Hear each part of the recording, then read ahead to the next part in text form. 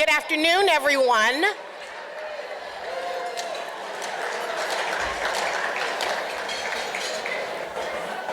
Hello and good afternoon again. How is everyone enjoying the conference so far? By a round of applause.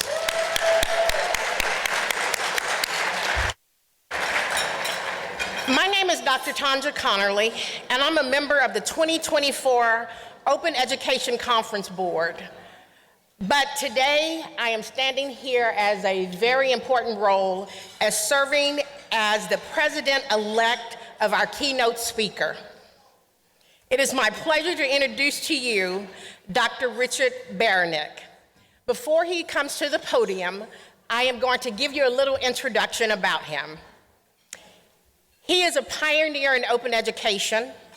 He is a professor of electrical and computer engineering at Rice University and the founder and director of OpenStack. He launched Connections in 1999 as a platform for open knowledge sharing, which evolved into OpenStack, which was established in 2012. Just a little keynote on the side. If I sound a little bit enthusiastic, it's because I really am truly a fan of all of his work. I had the opportunity of piloting Intro to Sociology in 2012, and it's been an honor and a privilege to work with OpenStack ever since. Know that OpenStack is the world's largest OER publisher with more than 70 digital textbooks used by 7 million college and high school students just this year alone. He's also led Safe Insights, the U.S. National Science Foundation National Infrastructure for Education Research. Baraniuk has been active in AI theory long before it had been established that you know about it, I should say, that you know about it currently. So it's been established a long time. This is nothing new to him. And he's also a member of the U.S. National Academy of Engineering and the American Academy of Arts and Sciences and a fellow of the U.S. National Academy of Investors. He has received numerous research and education awards, including the IE3 James H. Milligan Jr. Education Medal and the Harold W. McGraw Jr. Prize in Education. So without further ado, please allow me to introduce to you Dr. Richard Baraniuk. Thank you. You're so welcome.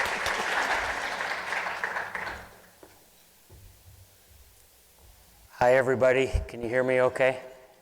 It's great to be here amongst friends, many of my favorite people, and I think we're gonna try to have an interesting time this afternoon. Thanks so much for the introduction. Thanks so much for the invitation. We're going to talk a little bit about something that I think is front of mind for many people here. We're going to talk about AI. Are people ready to talk about AI? Okay, so we're just going to get the slides up. So this is an area of tremendous interest, tremendous divisiveness, plenty of optimism, plenty of pessimism, and we're going to talk, hopefully, about a lot of these ideas today. Okay, everybody ready?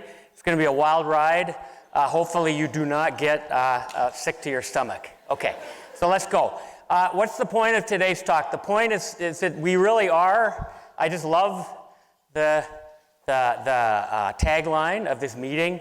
This really is a time to reflect on some really urgent things that we need to attend to as a community, and some ways that we not only could, but really should act. Okay, so hopefully by the end of the talk, this will be clear. What I'd like to really focus on in this talk is the convergence of three big factors, right? Not just AI, but about the fact that students are changing in a very substantive way, and the fact that our job is not complete in really spreading education, not just in the global north, but throughout the entire world. Okay, so these are the three forces that I want to talk about today. I'm going to wear different hats, right? I wear different hats in my life, so I'm going to bring these different viewpoints to the talk today, hopefully to be able to elaborate on in some different directions. So some non-goals of the talk are to authoritatively answer some of these extremely pressing questions, extremely difficult and complicated questions that we're going to talk about. Okay, so this is really a time for dialogue, not for like answers. Second, there's no time in 45 minutes to go into really any depth about anything. So it's going to be super high level, even on really, really complicated and nuanced issues, but hopefully we can talk after, and not just for 10 minutes after, but in weeks and months and after this discussion. So let's go back in time. My personal story in open educational resources. I'm a professor at Rice. I'm an electrical and computer engineering professor. I was teaching a course in 1999. I had a lot more hair then. I was teaching a junior level course, an absolutely core course in ECE, and this is what I saw, right? And it just pained me. It pained me. And I was just very lucky that I was at Rice. Very small school. It was a big class. I had 25 students. And so I could force these students to come to office hours, and I did psychoanalysis. And what I realized is that there's just a disconnection between their interests, their context, their goals, and what was in the course. It was disconnected. Once I could connect those, right, many of these students went from a C student to an A student, right? So I thought, okay, wait a minute. How do I scale this up? Right? How do I scale it up from my 25 students to 25,000 students? How can I do this? So what would you do back in 1999? What would you do? You'd write a book, right? You'd write a book. So I went out and looked at the other books in signal processing. Very disheartening. Okay, you talk about commoditization. Every book has a mountain on the cover. I am not joking. This is not made up. Okay, so what's the point in writing another book? Right? And for that matter, what is a linearized version, single opinion version of a book really going to help when my students have all of these different contexts and interests? It's not going to work. So the idea at the time, as I was actually converting all of my group to open source software, Linux, at the time, and started to learn about like the ethos behind Linux, was pretty simple, right? Can we somehow tear out the pages of a book? Liberate them? Would seem like chaos. Back then it seemed like chaos. But of course we could encapsulate them, right, as web pages, HTML, XML, right, Lego blocks. And then you could build learning machines out of these, right? So that was idea number one. Idea number two is, well, let's open license these. Let's have a community develop them because we need multiple different viewpoints in order to reach all of these different kinds of students. And of course, to really further try to remove friction from this whole process, let's make everything free. Okay, so if that was phase one, let's figure out how to change the book. Phase two, which we're going to come back to later, was now let's use these Lego blocks, right? These new ways to think about learning to like construct different experiences for every student. That was really my dream back in '99. Every kid should have their own book because that's what it took, right, to turn my struggling students into really great students. This got stuck. We'll talk about this in a second. Of course, we started a project, we call it Connections. There was a burbling ferment of projects at the time. Wikipedia came along, MIT OpenCourseWare came along, the name OER came along, right, in 2002. And the field has only grown since then. So let's fast forward about 10 years. When we realized, remember I mentioned about things getting a little bit stuck, what we realized is that our particular vision for how to do open education was like way on the bleeding edge, right? If you think of like the market, the bell curve describing the market. And really we were on this enthusiast visionary side, right? Trying to convince authors to write like XML, right? Triangle brackets.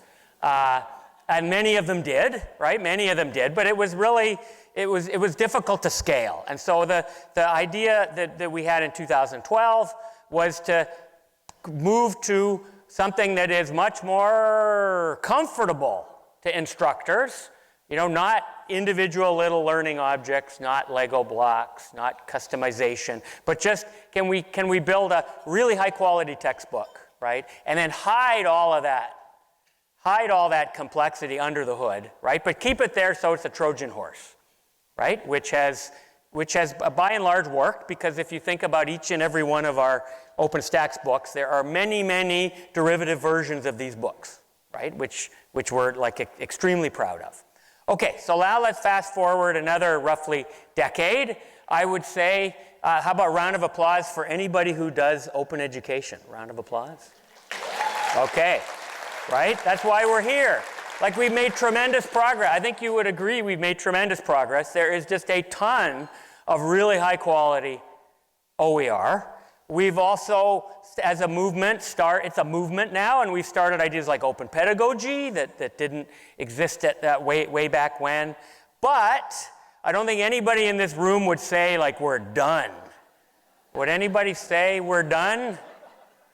Right? Okay, we're not done. There's just so much more that we need, right? We need more, right? And in particular, we need new kinds of content, right? But we also need content that's going to reach really, truly all around the globe, okay? And so our job is really anything but finished. And I would argue our job's not done, but we're at a really interesting kind of pivotal time, right? As, again, these different forces that I talked about earlier are all coming together. And I don't know if any of you are getting messages like these. Well, I'd like to suggest someone who might be helpful to our OER team. They're like really knowledgeable, Gene. They know ecology, but connections to far-flung areas. They can bring in ideas from chemistry and math. That really excites students. They know quite a bit about pedagogy, right? They took a static textbook that students didn't like, and they turned it into active learning modules. Students loved them. Wow, this is an interesting person. They know 400 languages. Crazy. And maybe we can kick off that Spanish language translation project, right? It's been sitting on the shelf like for 2 years, right? And they're also good at localizing. They kind of know the difference between, let's say, what works in Chile maybe versus works in Mexico, right? And they're fast. Wow. Not years, 15 seconds, and they do a task. It's just crazy, right? Now, they are a bit set in their ways, right? And they do make mistakes, right? Okay? But maybe if we check their work over first, maybe it could be useful, right? So what do you think? I don't know how many people have got messages like these. Okay? Very quiet room. Of course, I deserve a penalty. We're in the Northeast, right? For flagrancy, okay? I'm not trying to anthropomorphize like AI here, right? But I just wanted to give you kind of a thought experiment to think about the really interesting capabilities, right, of AI that have just emerged over the last couple years, right? So we are truly in a moment, right, where this genie, right, whether it's a genie to you that's popped out of a bottle or a Pandora's box that's been opened, right? This has happened, right? And it started about really in the mainstream about 2 years ago, okay? About 2 years ago. So let's just talk a little bit about this thing called AI. How many people here feel really comfortable about how AI works? Okay, well, we're going to talk a little bit. We're going to talk just a little bit about how it works because that might be useful, okay? But it's also going to be really useful for later on in the talk. Okay, so let's talk about artificial intelligence systems. Are artificial intelligence systems intelligent? Probably not. What does the intelligence even mean? Again, super complicated question, okay? But they're systems, right? And they're a box, right? And they take inputs and they create from those inputs outputs. And it turns out there's all kinds of different AI systems, okay, including decision-making systems, the top example, right? Put in a picture, what comes out? Oh, that is a picture of a cat, right? Okay? But nobody really, the mainstream media doesn't talk about these anymore. Everybody talks about generative AI. What is generative AI? It's a box, right? It's a box that when you put in a prompt, let's say some text, draw me a cat, and what comes out? A cat. How many people have played around with these? Everybody's played around. You might not even know you've played around, okay? But you used Google Docs, okay, and you were, okay? So generative AI. So of course, it can do all kinds of stuff, right? Not just create images, but for this talk, we're going to think about AI models that create text, right? For example, go to ChatGPT, one of the top models, and it will write you a haiku about a cat, right? Not just create a picture. Okay, so let's dig a little bit into what is inside this box of AI. So what is it? These are called deep neural networks. How many people have heard that term? Might have heard that. Okay, what is a deep neural network? It is a box, okay, that takes an input, creates an output, and it's got knobs. Okay, lots of knobs. As you change the knobs, keep the input the same, change the knobs, the output will change. Make sense? Okay, so they affect this input-output mapping, if you will, of the network. Okay? Amazingly, all of this crazy stuff that we're so like either enthusiastic about or scared, super scared about, is all comes from just the same basic exercise, and it's called next word prediction. It's like a game. Okay, you're playing. This box is playing a game. You put in a string of words. The students opened there, and the job of the box is to create the next word. Fill in the blank. Is this an easy game? Totally easy game. Okay, so that's the whole point of these methods. Okay, it's called next word prediction. And of course, these networks, they're actually probabilistic. There's randomness in them. So they're not just going to necessarily produce one output. They could produce a bunch of outputs. And some of them are going to be good. Yeah, students opened their minds. Wow, that's really clever, right? That's also correct. But then the students open their, expect. No, that doesn't make any sense. Okay, so there's going to be correct outputs, and there's going to be incorrect outputs. And the key thing is, this is where the knobs come in. Because what we can do is we can feed back all the correct answers and say, good job. Don't change the knobs. Did a good job. Okay? But then we can feed back all the mistakes, like expect, and say, tweak the knobs a little bit, okay, in order to produce this word expect less often and books, laptops, minds more often. Does it make sense? And in fact, if you know calculus, it's just calculus. Simple calculus. Okay, derivative. You take the derivative, right, of these outputs, if you will, with respect to the knobs. Okay, it's really actually simple. Okay, so the next thing that you do is you don't just do this once with this one phrase. You do this with a whole bunch of phrases. You go get a library of, let's say, books or documents. Okay, let's think about a shelf of books in your library. And you take every one of those books and you just scan through those books, creating what? Phrases that you can then complete. Right? Any given book has a lot of these phrases. Right? Make sense? And you do it for a whole bunch of books. Okay? At the end, after you've done this, gone through all these books, done this next word prediction, when you're correct, left the knobs alone. When you're wrong, tweak them so that you're less likely to make that mistake next time, you're done, and you've learned your particular model. Is this easy? Seems easy. It is really easy. Okay? So nothing much happens, right, when you have 100 knobs. Okay? But when it gets interesting, okay, is when you have a zillion knobs. Okay? And really a zillion. Okay? You can read how many is a zillion. And you have, the more knobs you have, the more documents you need, the more words you need, the more phrases you need to complete. Okay? But if you've got a zillion of those, trillions literally, and you do this training process that takes months, okay? Magical, weird things happen, okay?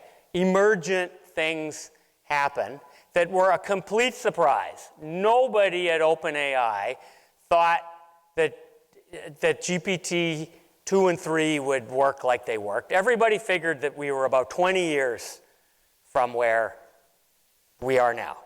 Okay, so just kind of crazy, right? So this is very easy now to just say I want a nice little poem about Lisa, And there we get a nice little poem about Lisa.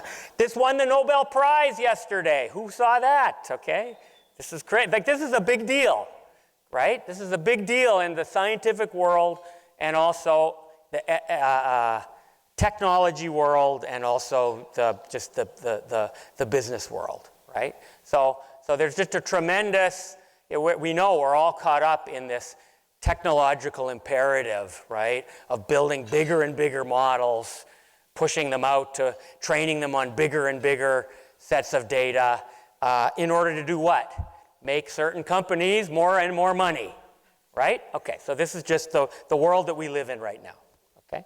But there are real opportunities, right, with these models. And I just have to say, I'm flabbergasted. Everybody's flabbergasted. The fact that next word prediction, how easy is that, could actually create a system that can allow kind of amazing knowledge integration possibilities, like connecting far-flung ideas between chemistry, say, mathematics, and ecology in the kind of way that, maybe there's a handful of people in the world who could do this, right? So just kind of really interesting knowledge integration capabilities, and the idea of, towards personalization, right?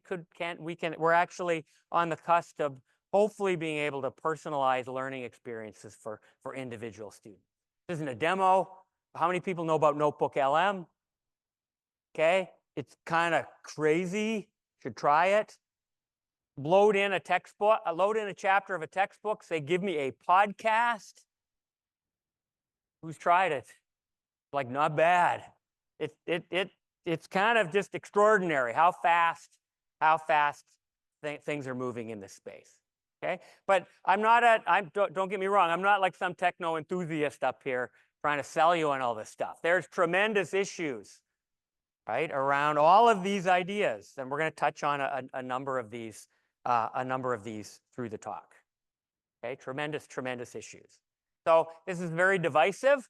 Show of hands, how many people here are enthusiastic about AI?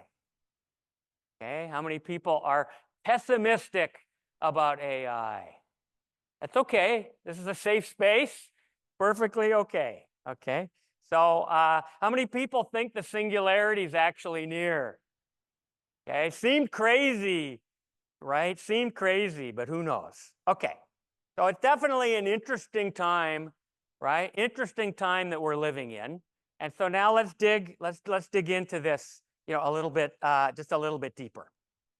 So I want to do really talk about three main things today. One is I just want to cover two mindset framing points just to kind of get us on the same page and kind of thinking. And then I want to talk about two directions. I want to talk about how AI, an opportunity for how AI can really catalyze change in education in general and in OpenAI in particular. That's like one direction. Then I'm going to talk about the other direction, a real opportunity for the OpenEd community to catalyze change in AI. Okay, so we're going to talk about both of these. So the first framing point, I'd like to shout out to Angela. Where's Angela? Okay, let's give Angela a round of applause. She's the best. Okay, so let's think about why we're here, right? Are we here because of the stuff that we create, right? Are we here because of OER, this thing, these bytes, these bits?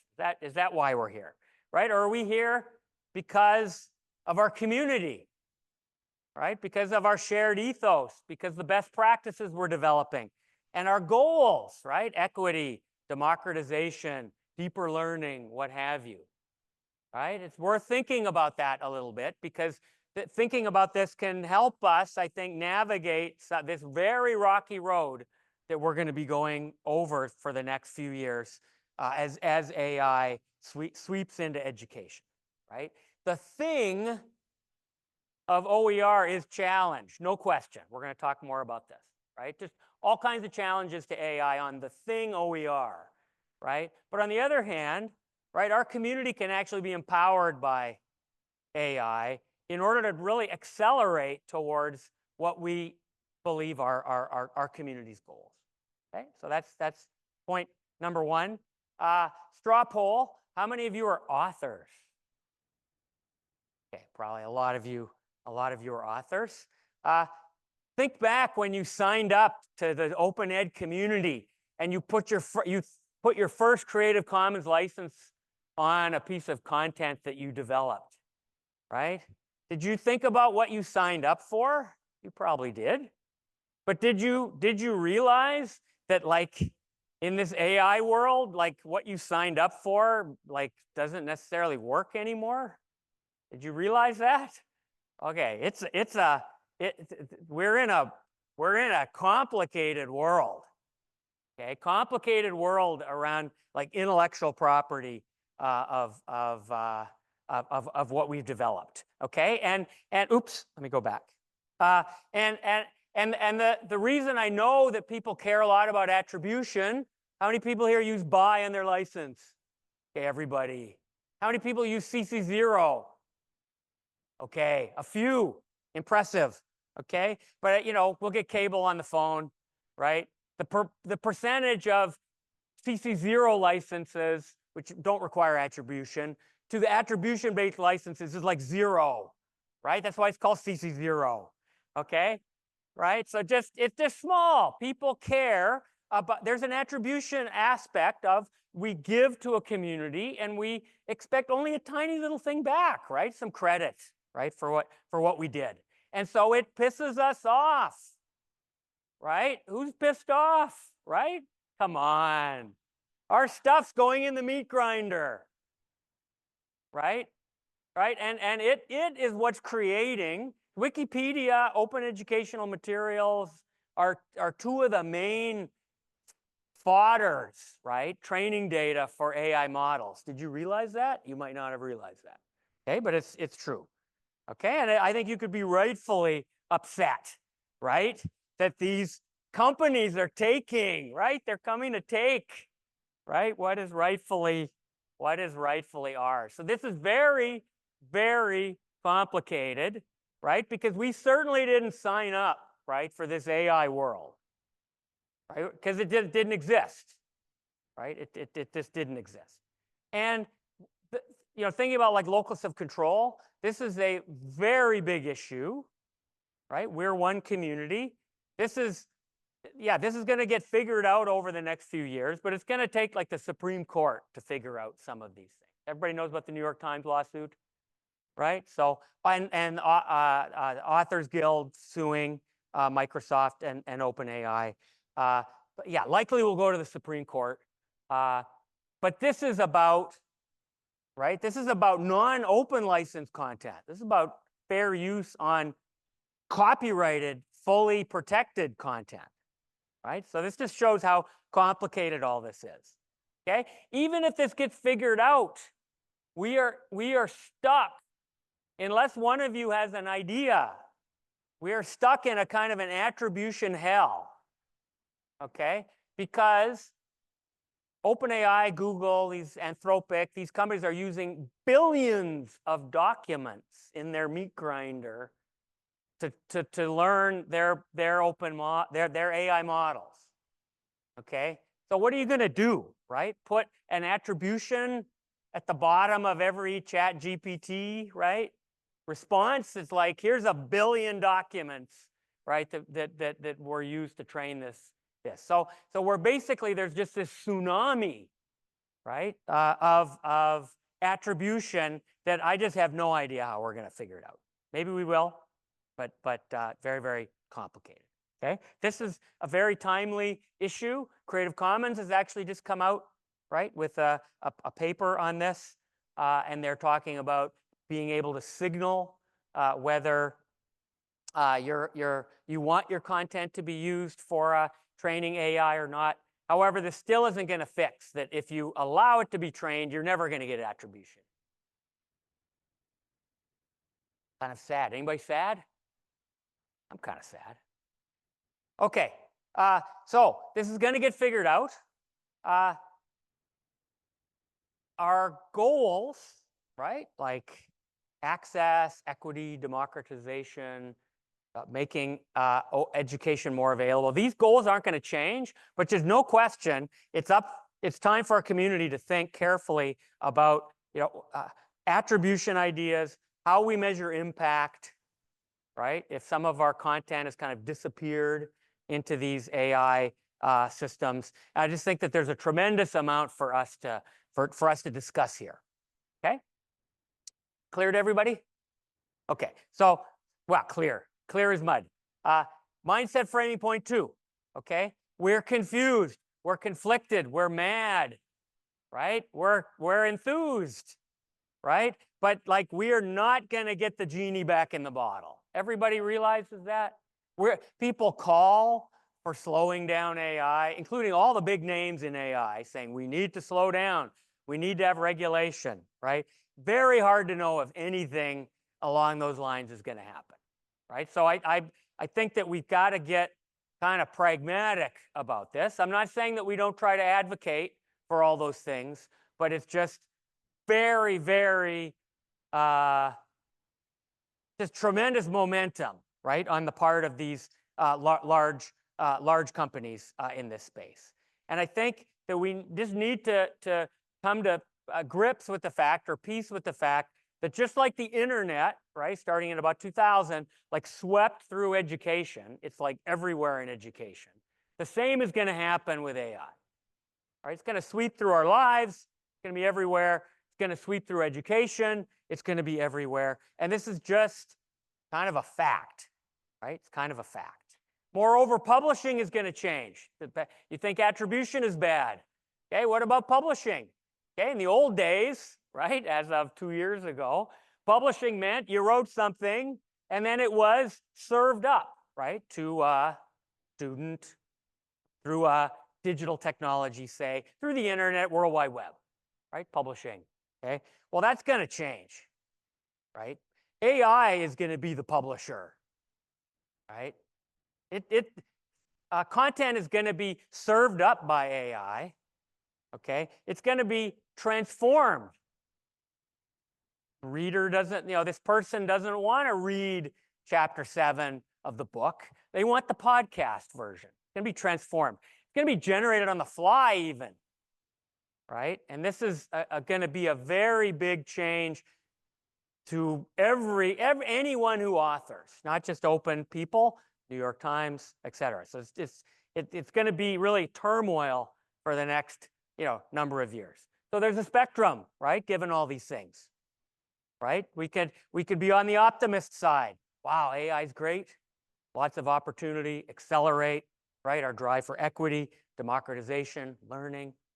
Okay, but on the other hand, there are pessimistic views, rightfully so. There's significant drawbacks that could send education backwards. And I don't even mean the obvious ones. I mean the unintended consequences. Anybody notice that social media is a problem? Right? It's a problem, right? Totally unintended consequence. So think of that, right, like on steroids, right, with AI.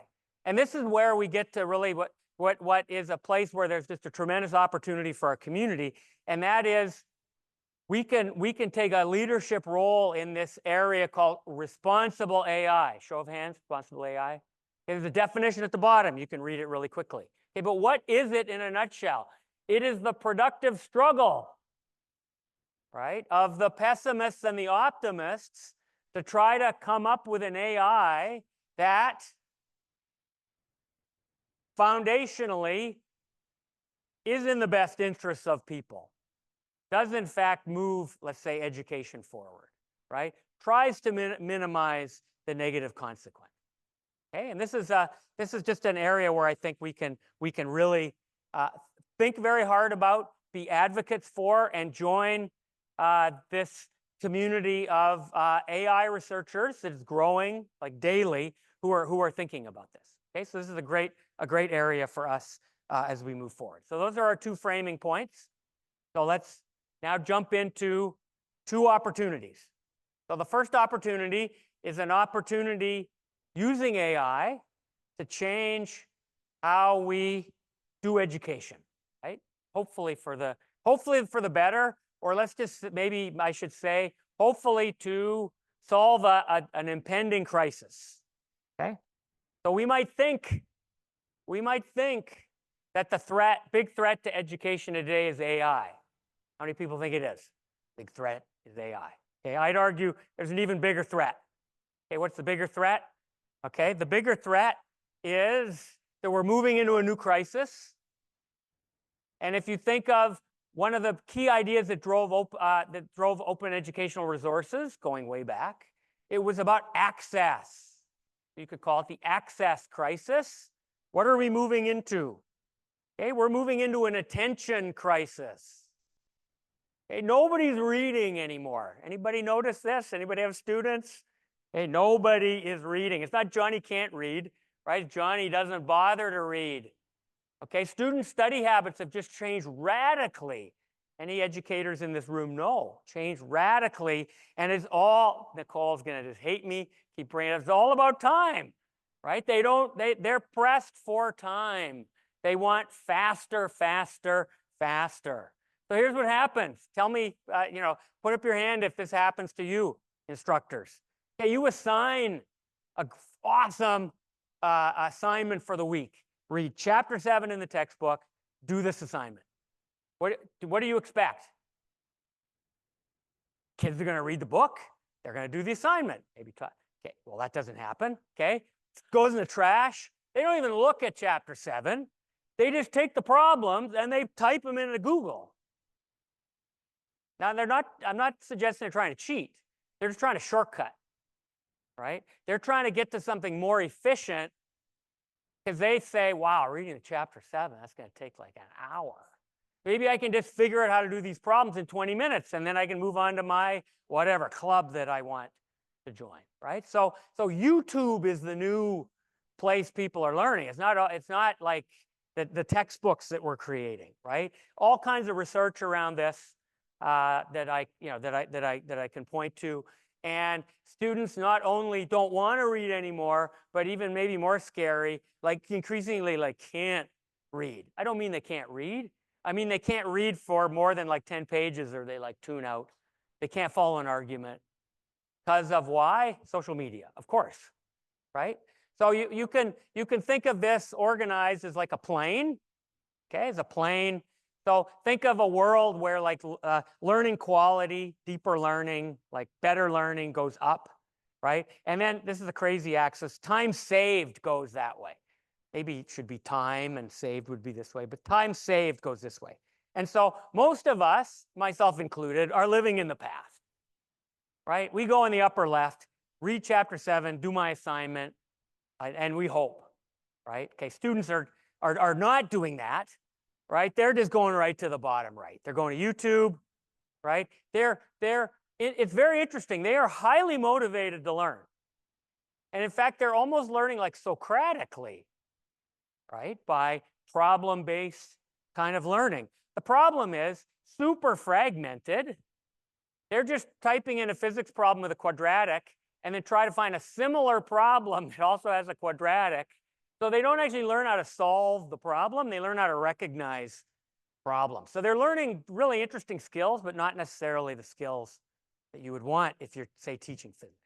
Okay, and instructors, this is the reality, right? I mean, there's been kind of nothing that we can do about it, right? We're bothered. We want a solution, but we just don't know what to do. So what we're thinking about at OpenStack, something we call AmazeEd, is can we use AI, right, to like go up, right? Save students the same amount of time. So instead of spending 3 hours on their homework, they're actually maybe only spending an hour and a half, or at least they think they're saving time, right?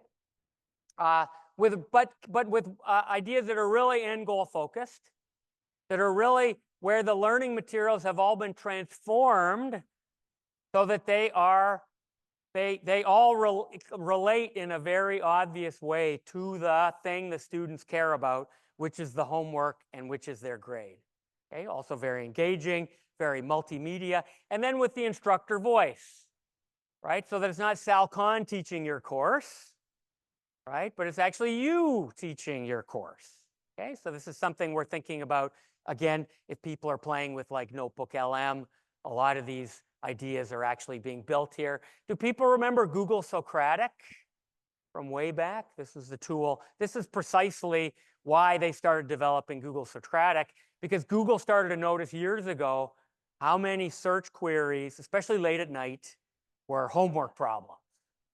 Okay, and so this is just the natural outcome from here. You cannot do this with people, right? You cannot scale up people to do this kind of real-time, on-the-fly, multimedia generation based on a particular homework that you just assigned.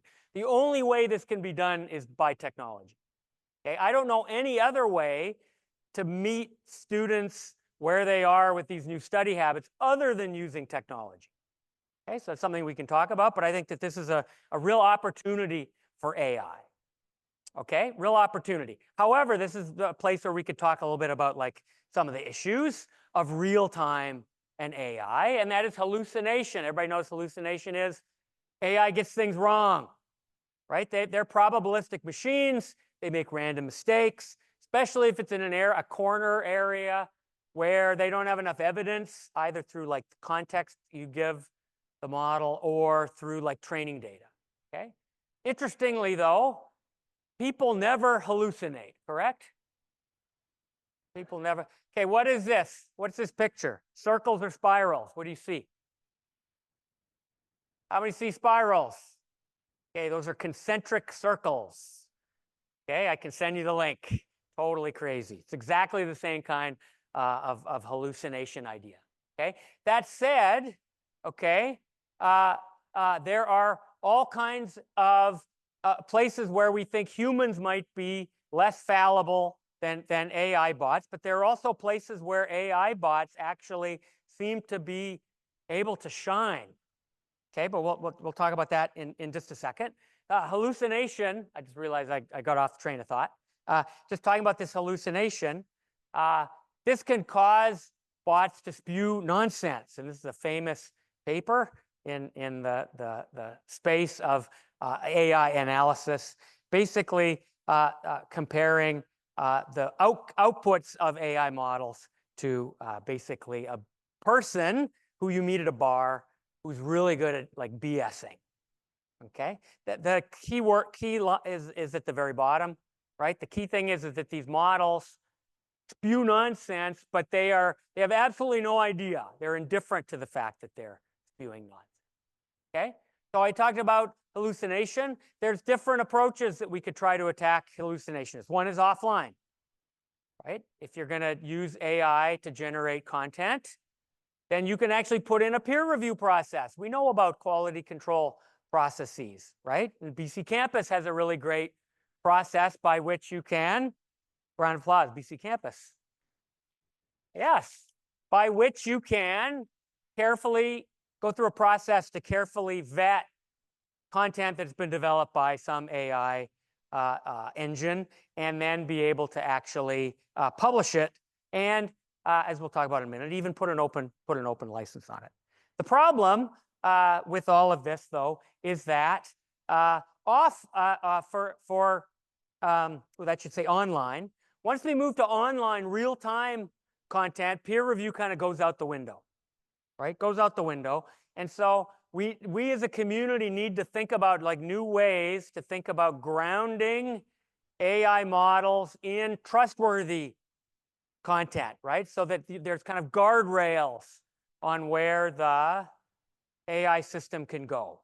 Okay, and this is just one example of collaboration that we have at OpenStax with Google Gemini to try to do exactly that, and then link back, right, and attribute the actual knowledge module where this idea was actually.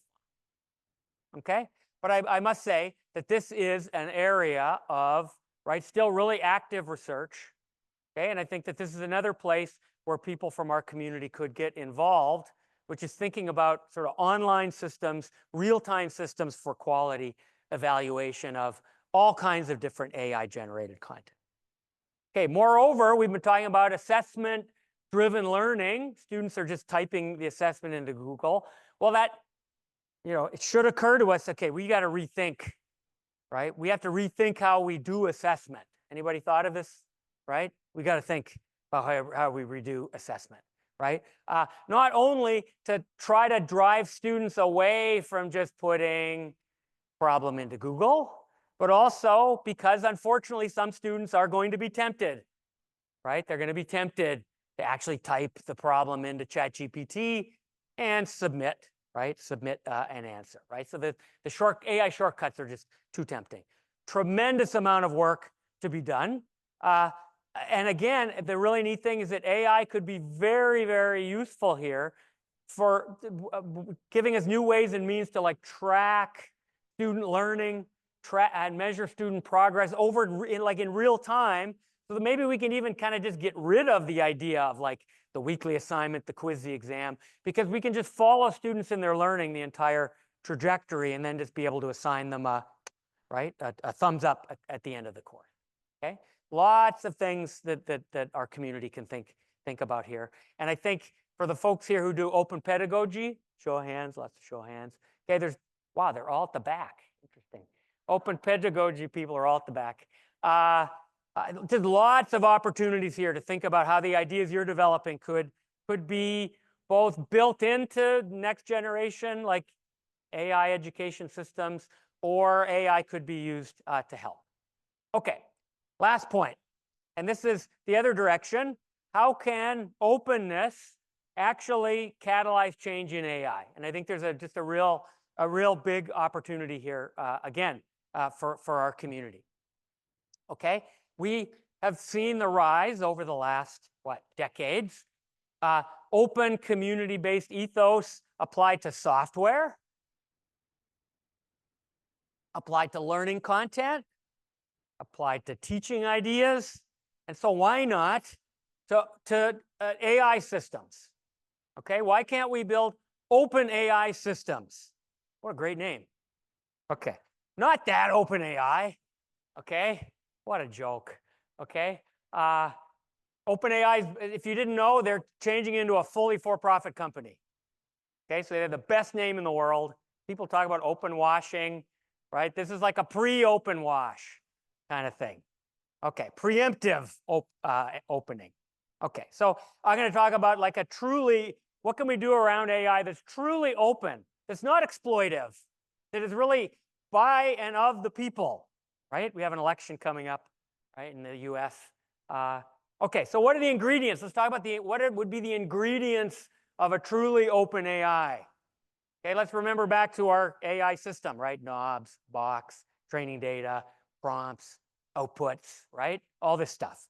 Okay, so what would be the ingredients? First is the model, right? The deep neural network itself, the architecture, what happens when you turn the knobs. Okay, Google's AI models, OpenAI's, the other OpenAI's, okay? They are proprietary, closed black box, can't see inside, okay? But there's a movement, right, around developing open models, open source like models. One of them being Llama from Meta. Okay, show of hands, you heard of Llama? I would call it a semi-open model. Okay, it has an open architecture. You can actually look at the spec, right? How everything fits together. It has open parameters. They actually tell you the knobs, right? What were the settings of all the knobs? Okay, this is great, but that's not everything because they never said how they got the knobs. They're not going to tell you that. Okay, but there are organizations working on that. Here's a great one. Everybody should look up Together AI from our good friend Chris Ray and others. Okay, Together AI really believes in not only going to this next level and having truly open models that also have fully open training procedures. So you can know absolutely everything there is to know about the model. Okay, so this is great. They're really trying to take kind of this Red Hat ethos, if you will, Linux type ethos to AI models. So this is something that the tech community is kind of taking care of. That's good, right? That's good. Okay, what is that going to give us? Well, if we can have truly open architectures, we have transparency because you can look, right? You can look inside this box. Why did it make that decision? You can actually figure that out. You have accountability, right? You can build trust, and very important, you can have an open source community. You can take some Together Model 17, and you can like remix it with some other model to create an even better model. That's how open source should work. Okay, so that's the tech people are handling that. Okay, but they're not handling the training data.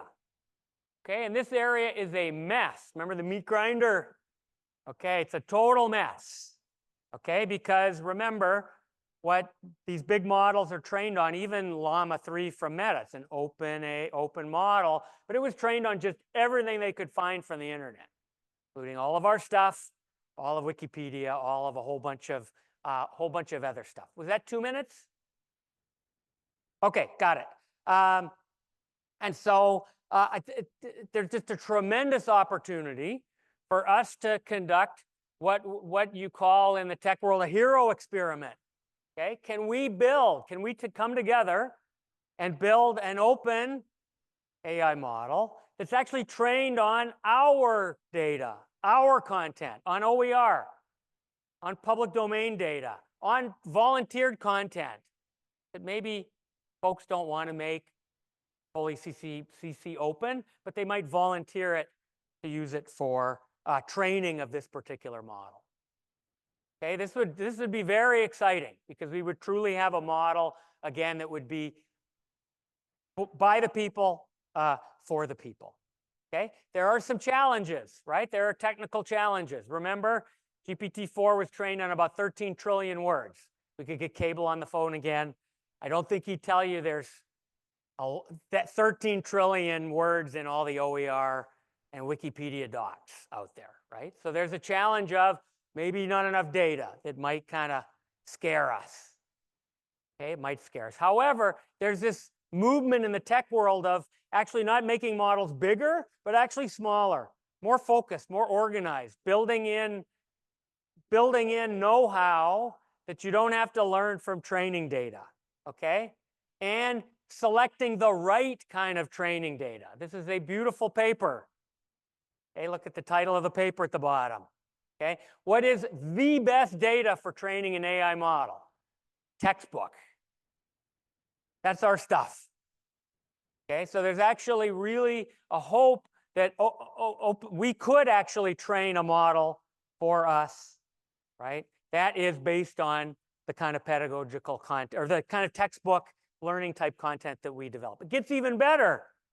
Okay, what is even better than a textbook? What's the single most useful thing in a textbook for training an AI model? Any guess? Problems and solutions. Why? Logical thinking. Okay, so look at this chart on the right. Better model, higher up. Okay, what this paper actually showed is that as you train a model using not just like baseline data, Shakespeare, right? But then use like textbook, descriptive textbook content, but even better, pedagogical, like solve a problem. Here are the steps to solve the problem. The model gets better like rapidly. Okay, so there's real hope that we could actually make real inroads in building, a truly open model for us, by us. Okay, keep going. There's so many things to keep talking about. Prompts. Anybody here ever used an AI model? ChatGPT. What do you type in? The prompt. Okay? Okay? If you think about 99% of the ed tech companies out there that do AI, guess what they do? They just write prompts. You might not know that. That's all they do. There's a whole area now called prompt engineering. Okay, that you can get a degree in pretty soon. Okay, prompts are hard work. Okay, we should be opening these prompts. We should be open licensing our prompts. Right? If we open license our prompts, they can be built on by a community. Right? It's the open pedagogical thing to do. And really interestingly, if you open your prompt and you have a prompt and the model gets better, actually the output will actually get better. So we can actually bootstrap our way to better and better outputs and inputs to AI systems over time. Okay, and there's some really interesting things. Affordable Learning Georgia, anybody here? Yay. Some really interesting guidelines from them on opening prompts. Okay, and then of course, finally, the output should be licensed. Did you know this? An AI engine is not a person, so the output is not copyright. So if you look at it, verify that it is correct, that you're proud of this piece of content, you can actually make it an OER and put a CC license on it. Might not known that, but this is the other thing that we really need to be doing, is open licensing our outputs. Okay? So again, lots to do. I think this is a really exciting area, and really this could be the engine that we need for responsible AI development, not just in our community, but in the AI community at large. So it's about time to get going on this. We're still in attribution hell. I don't know who's going to come up with this idea. There's still training cost, right? There's still inference cost, sustainability issues. I could talk about that after. But still, I think that these actually, at the bottom two, are actually issues that the tech world is going to be solving over the next little while. Okay, so let's wrap up. Hopefully you took away something. Hopefully we're on a level playing field as far as who we are, why we're here, what we're going to do as AI sweeps through the world. We've talked about attacking this access crisis. We've talked about the huge opportunity for creating a truly open AI system. AI is going to be everywhere. Publishing is going to change. Student study habits are changing because of this. We have to rethink how we assess. But I think there's just huge opportunities, not only to take leadership in this responsible AI world, but also to really open a new axis, right? We've had open content, we have had open pedagogy, and really I think the third frontier that the open world really should be taking on is this idea of open AI tools. It's about time. Let's do it. And thank you so much for listening.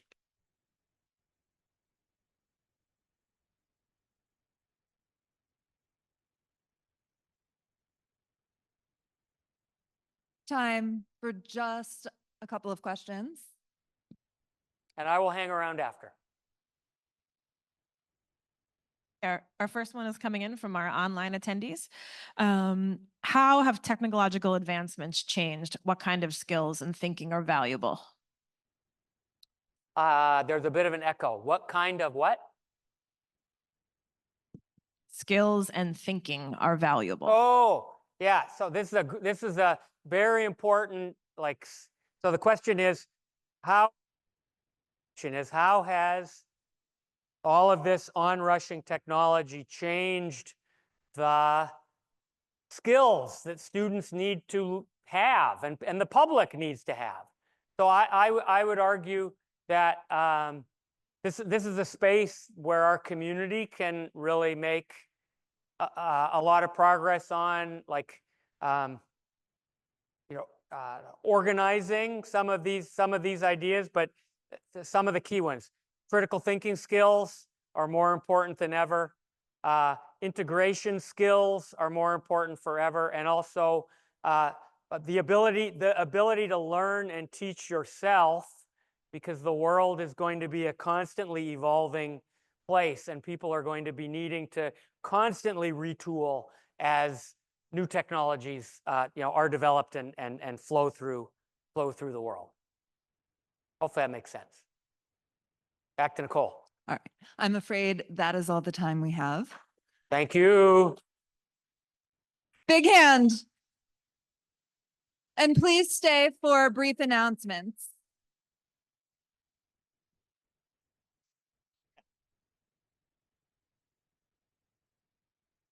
Okay, can we get another round of applause for Dr. Rich Baraniuk?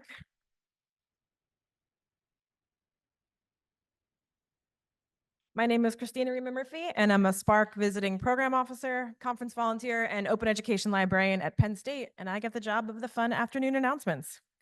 So we know these days are long and want to encourage you to please take care of yourself and stay hydrated. If you're feeling tired or need a break, remember that all hybrid and virtual sessions are recorded, and you can watch them at your own convenience from your hotel bed, Dave & Buster's tonight, wherever you'd like. We also remind everyone there's fun in store this evening. There's a virtual game night tonight at 6:30 Eastern. In-person and virtual attendees are encouraged to join and have fun. You can find the Zoom room in Sched, of course. And for those of you attending in person, there is a social event at Dave & Buster's this evening at 8 p.m. It's just a short 5-minute walk from the hotel. And rumor has it there will be karaoke. That scares me, but I hope it excites some of you. And we hope to see you there. Thank you all for your participation and support so far. We now have a 14-minute break, and from there we'll begin our concurrent sessions at 2:30. Enjoy the afternoon.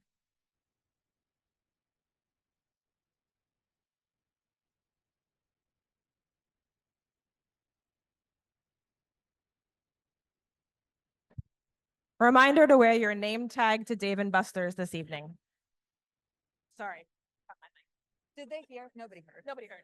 So. All right, we actually do need your attention for one more second. If you are coming to Dave & Buster's, you have to bring your name tag to check in, okay?